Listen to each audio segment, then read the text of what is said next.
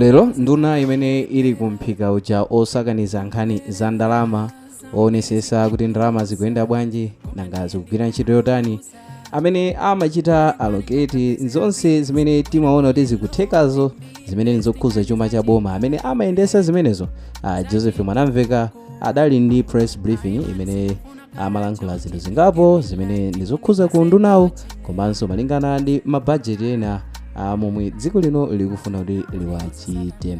Ndipo kudzera mwa ndunawa boma lafotokoza kunena kuti ndalama zimene zikuyembekezeka kugwiritsidwa ntchito kugulira chimanga chija chimene chichokera ku Zambia chimene ndichokwana 200,000 metric tons, ndalama zokwana 45 million US dollars, ni ndalama zimene zachokera ku banki ija ya World Bank imene yabwera ngati fandi imene yachokera ku World Bank.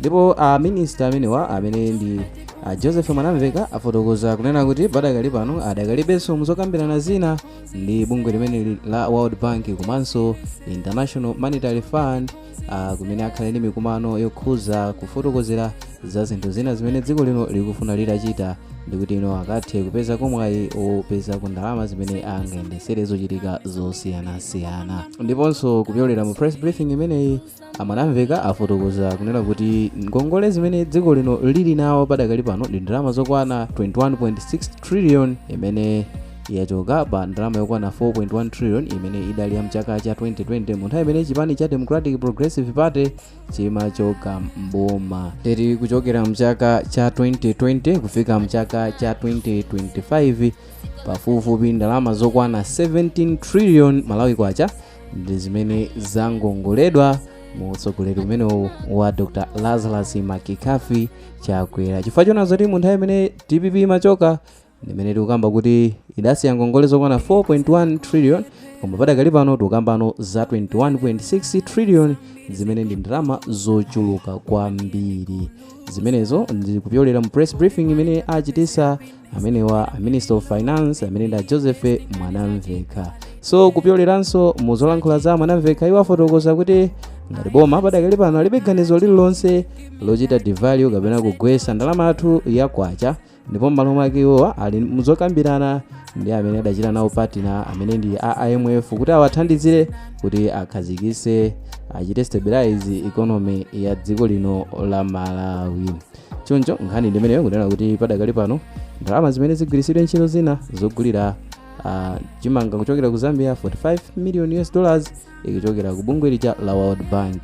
Ndipo ndalama zina zimene tamva zimene zikunenedwa kuti padakali pano ndi ngongole imene dziko la Malawi lili nawo ndi yokwana 21.6 trillion. Mungokumbusana sabata yapita inso tinakupatsirani video imene timafotokoza kunena kuti dziko la Malawi lakhululukidwanso ngongole zina ndi dziko lija la China imene ndi 20 million US dollars imene adakhululuka dziko lino ndi ndalama zimene adali nazo ku dziko la China akuti kamba kuna kuti awunikira zinthu zingapo kuti dziko lino lili ngongole zochuluka ku dziko li choncho atipungulirako kuti mwina tipepukidwe komano ndalama zonse padakali pano atatha kuonkhesa dziko lino lili ngongole kwana 21.6 trillion. Ngongole yochulukitsisa kwambiri yodusa budget yathu situdziwa kuti ngati dziko ngongole imene izatha liti kupeza administration yiso ngati izachoke tisakhaso tukamba nkhani ina ina kuti ngongole zachulukiranso chifukwa kuti silinaonepo administration yochepesa ngongole za dziko m'malo mwake ngongolezo zimangokwera yabe.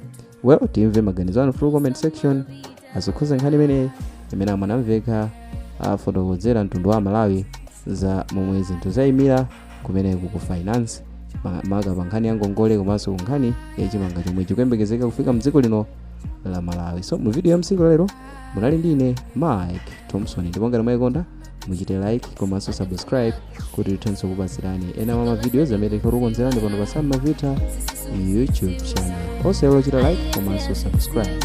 Bye.